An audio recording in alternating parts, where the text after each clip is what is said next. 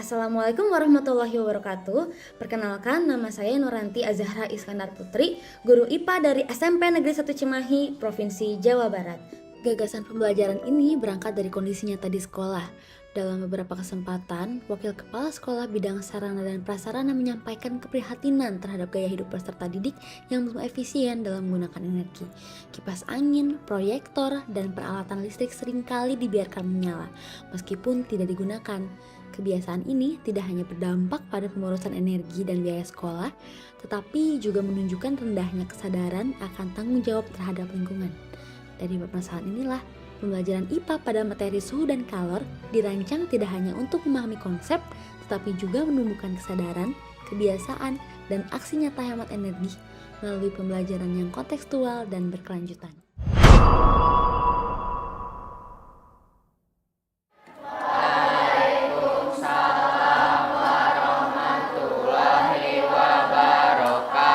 Ibu mau tanya, udah berdoa belum?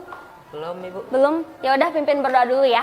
Sebelum pelajaran dimulai, alangkah baiknya kita berdoa sesuai kepercayaan dan agamanya masing-masing. Berdoa dalam hati dimulai. Berdoa selesai. Oke, coba cek kolong bangkunya ada sampah gak?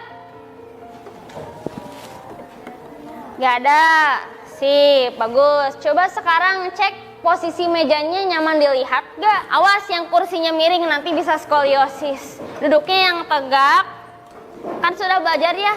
Lordosis, kifosis, skoliosis. Ibu mau minta semua buku yang tidak berkaitan sama IPA, pelajaran lain, hilangkan. Biar semangat gitu ya. Ibu ada ice breaking nih.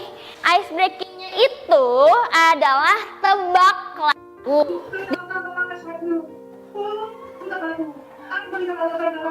Apa coba?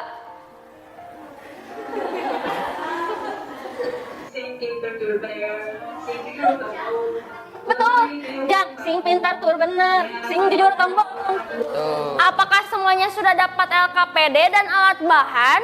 Sudah. Hari ini Ibu berharap setelah kalian belajar, kalian bisa mencapai 3 kriteria. Nah, itu yang Ibu harapkan. Mudah-mudahan bisa tercapai ya. Dan Bu, ini ada nggak manfaatnya buat hidup kita?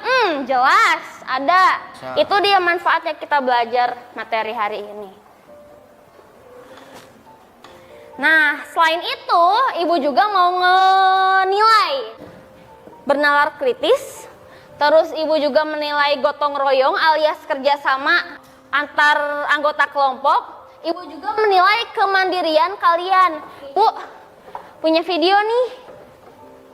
Silakan kalian perhatikan ya.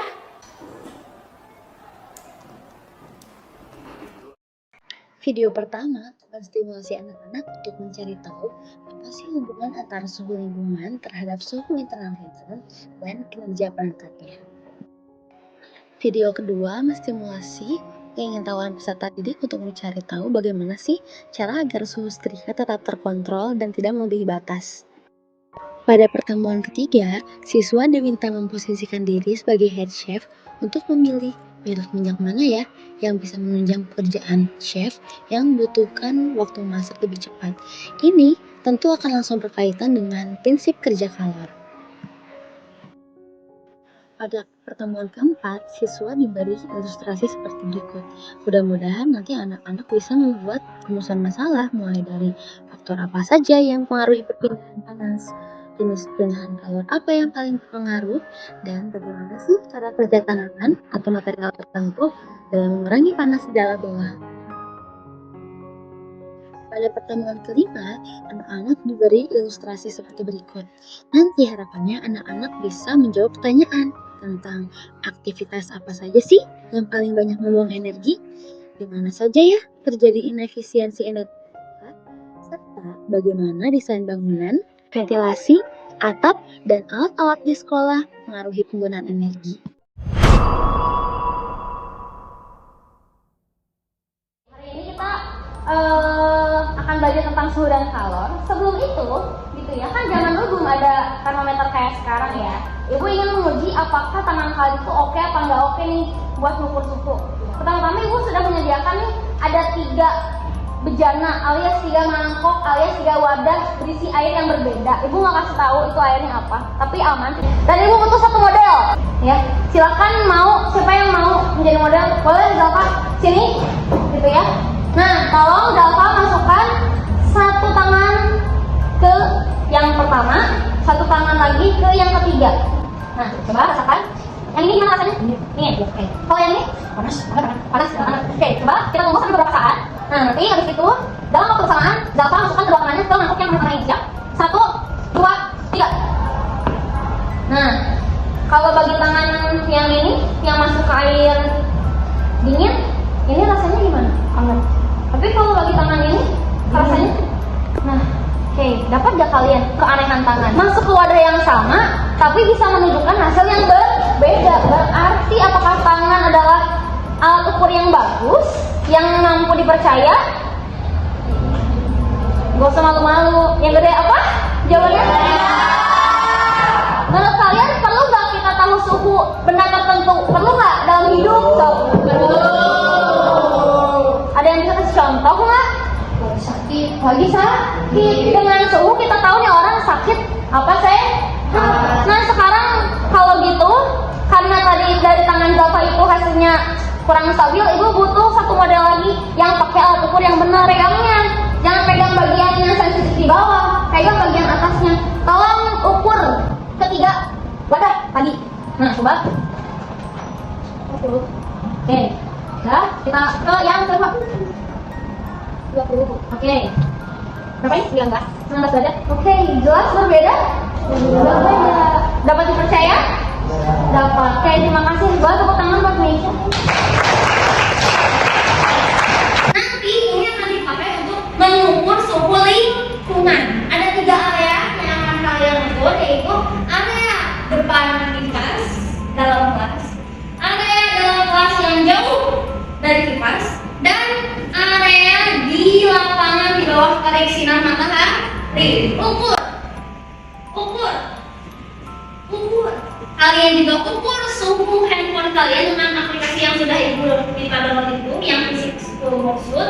Dan nanti di 3 tempat itu kalian pakai aplikasi kedua untuk mengukur apa sih efek suhu handphone terhadap kinerja handphone. Apakah panas bikin HP jadi jelek atau jadi bagus? Paham? Pada pertemuan pertama, anak-anak mencari tahu bagaimana sih hubungan antara suhu lingkungan terhadap suhu internal handphone beserta dengan kinerja perangkatnya. Dalam hal ini, anak-anak akan mengukur processing speed-nya. Di pertemuan kedua, sayangnya saya tidak memiliki dokumentasinya. Akan tetapi, saya akan menjelaskan bagaimana sih cara mengumpulkan data yang dilakukan oleh anak-anak. Anak-anak telah membuat 5 model bimetal dengan bahan berbeda dari solatip dan kertas. Nanti, anak-anak akan mencari tahu kira-kira bahan apa ya yang memiliki koefisien Y terbesar hingga terkecil. Nantinya dari sini, anak-anak bisa paham tentang prinsip kerja otomatisasi berbagai teknologi di dunia ini. Pada pertemuan ketiga, anak-anak melakukan praktikum untuk menganalisis faktor-faktor apa saja sih yang mempengaruhi besarnya kalori yang dihasilkan. Pada pertemuan keempat, anak-anak menganalisis faktor-faktor apa saja sih yang mempengaruhi laju perpindahan kalor mulai dari konduksi, konveksi, dan radiasi. Pada pertemuan terakhir, barulah anak-anak mengaplikasikan materi suhu dan kalor yang telah dipelajari untuk mengaudit berbagai aspek energi di sekolah. Awalnya, siswa diberikan masalah berupa grafik konsumsi listrik per kapita Indonesia. Nah, nanti anak-anak berpikir, kira-kira aktivitas manusia seperti apa sih yang bikin energi listrik kita jadi boros? Nah, oleh karena itu, untuk mencari jawabannya, anak-anak melakukan observasi secara menyeluruh di area sekolah, mulai dari lantai 1, lantai 2, lantai 3, dari mulai tagihan listrik dan air, menemukan lokasi inefisiensi energi listrik, menemukan inefisiensi energi panas di kantin, dan juga membandingkan berbagai material yang dipakai di bangunan sekolah dan membandingkan kenyamanannya dari ukuran ventilasi tersumbat, pokoknya banyak banget. Ini kalau misalnya suhunya naik, namanya aja, ya, PPS-nya naik. menjadi 45 derajat. Kalorinya itu kalori itu 23.651 IPS menjadi 21.441 IPS. Ini merupakan silinder tambahnya suhu, maka sekarang semakin menurun. Tadi kita sama-sama sudah mendengarkan hasil presentasi dari kelompoknya Gio. Ternyata suhu ini ada ngaruhnya, nggak cuma nolong ibu kita, ternyata kalori juga ngaruh. Tadi ketika suhu HP-nya naik, ternyata kerja prosesor handphone menjadi malah. Jadi kita sudah belajar tentang pengaruh suhu terhadap aspek dalam kehidupan kita. Di pertemuan berikutnya kita bakal belajar tentang ya. Yang dari ibu hari ini. Terima kasih atas biasanya. Wassalamualaikum warahmatullahi wabarakatuh.